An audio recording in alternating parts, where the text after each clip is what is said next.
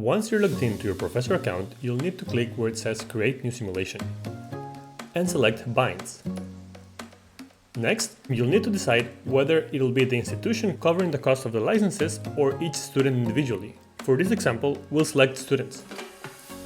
You'll have to give your simulation a name for your own reference.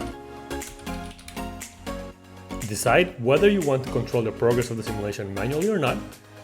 If you select No, you'll be asked to input the start date and time and end date and time for your simulation. If you select Yes, you'll be able to control the progress of the simulation directly from your profile on our website. And lastly, you'll need to decide which game mode you want your students to play. You can find more information on the game modes right below that dropdown. And that is it. The simulation has been created successfully. This link here is the one that you need to share with your students in order for them to join the simulation. Thanks for listening.